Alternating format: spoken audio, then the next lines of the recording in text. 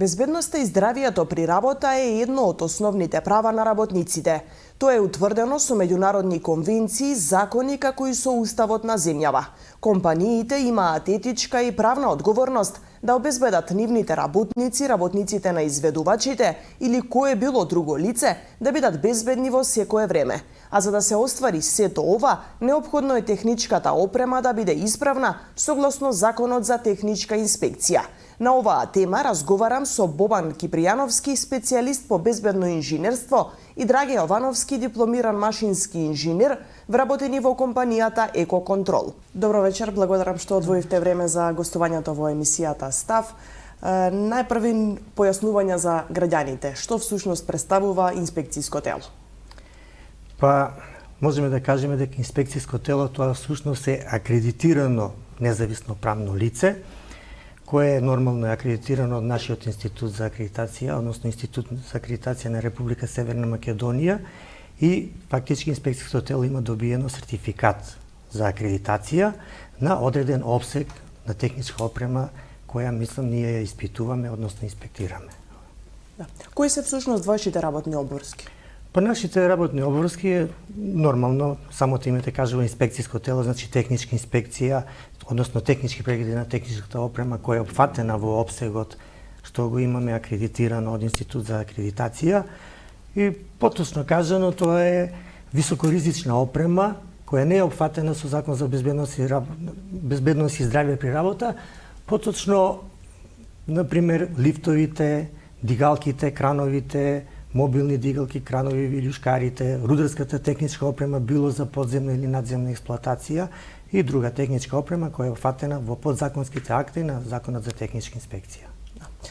Какви се технички прегледи вршите?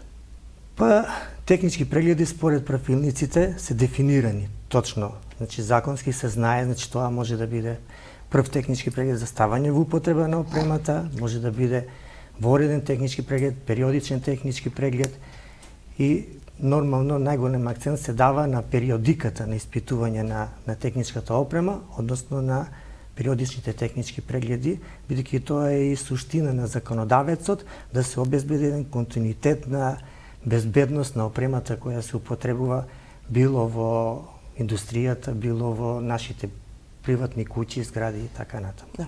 Има ли определен период за важноста на техничката опрема? Па да, секако во самите правилници, односно подзаконските акти, како што спомнав од Законот за техничка инспекција, се опфатени, односно точно дефинирани периодите за технички прегледи, како например за, еве да кажеме, за крановите дигалки од прва група што се во правилникот за дигалки и индустријски транспортери, таму е периодиката на година дена, исто за лифтовите е периодика на година дена, додека например за помалку ризичните техничка опрема која ја користат во индустријата или ова, периодот е продолжен на 2 години и така натаму. Да.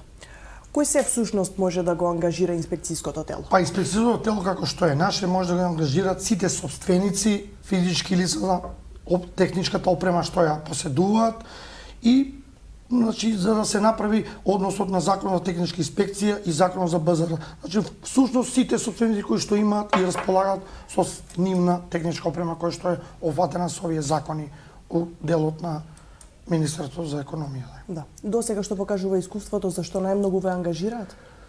Па, досегашното искуство досега од нашата пракса е подедоко се ангажирани на обврските од делот на, може да се каже дека лифтовите предначато поголем дел, доста има и вилјушкари кои што ги атестираме, мобилни дигалки, грајфери, потака кажано народски раставаруваат и натоваруваат на делот кај што има градежни компании, поголем дел ги присуствуваме, мобилни работни платформи што подигаат лица на височина, исто и нив доста го фаќаме у нашиот дел кај што сме овластени. Доста има и од БЗР поголем дел машини кои што се како дребонзи, машини за сечење на лимови, апарати исто за варење, за заварување, кои што се офатени у другиот дел на закон. Значи, подеднакво се што не повикнат и можеме да ги опфатиме и нив од тој дел. Да. Се применуваат ли доволно обврските кои што ги носат Законот за безбедност при работа, Законот за техничка инспекција и слично? Има ли совесни компании? Па, мислам дека има совесни компании, али доста и поголем дел не се совесни од делот на тоа, не е нивна вина, него поголем дел не се информирани за таа работа, нарочито не го познаваат доволно законот, самите инспекторати немаат направено некои семинари или некои обуки од нивна страна, а доста ние сме на таа страна како продолжена рака на самите инспекторати, кои што ги информираме, доаѓаме со нив, разговараме и наоѓаме модус за подетално да ги работиме тие работи кои што ги имаат во нивна владење установи, зашто ги имаат техничките обврски од нивна страна. Да. Напоменавте дека всушност сте на некој начин продолжена рака на инспекторатот. Поконкретно, што се случува кога ќе излезете вие на терен и што доколку евентуално утврдите техничка неисправност? Дали имате право да забраните да се употребува таа машина или сепак препорачувате, давате насоки, што понатаму? Вака, по добивање на барање од сопственикот и договарање на термин за преглед на одредена опрема, ние излегуваме на терен, каде применувајќи ги сите пропишани обврски и безбедностни мерки по процедурата од нашите имплементиран систем за квалитет, го започнуваме техничкиот преглед на таа опрема што е за испитување.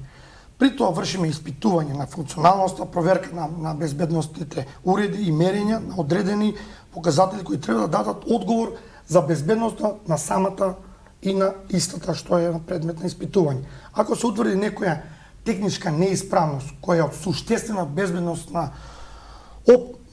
природна безбедностна природа, ние како инспекцијско тело издаваме негативен технички извештај кој треба да се достави до надлежните институции кои што у делот на таа работа ги се обавестуваат.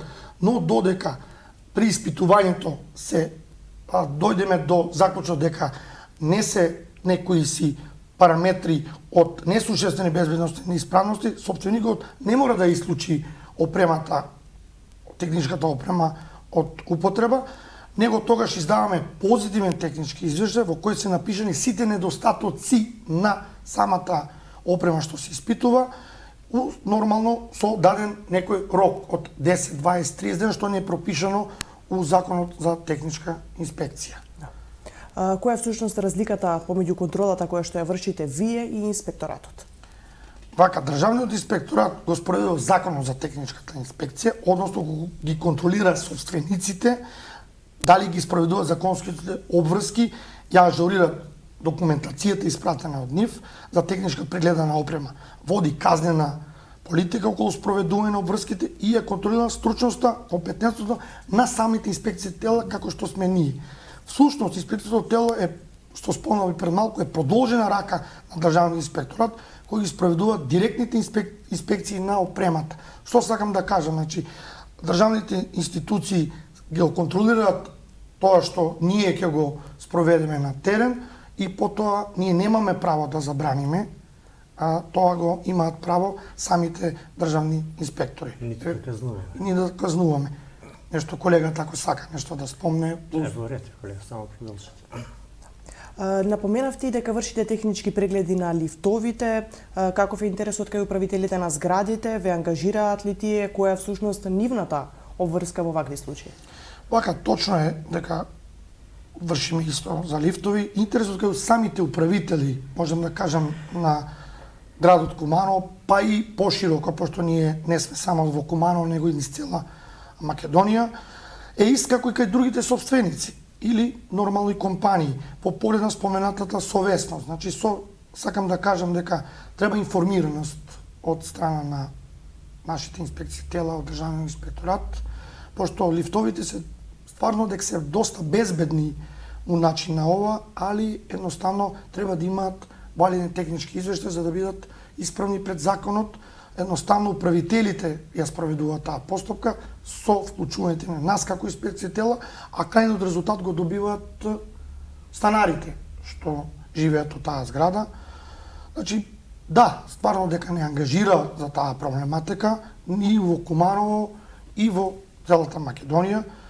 Тоа се во случај управителите се како представници се исто како ги представуваат собствениците на заедница на станови, имаат обврска како и секој собственик на техничка опрема, според законот за техничка инспекција, лифтовите спаѓаат у правилникот за лифтоиндустријските транспортери, тие се испитуваат на година дена и треба да имаат валиден технички извештај за да бидат исправни самите станари што ја употребуваат техничката опрема, односно лифтот. Да.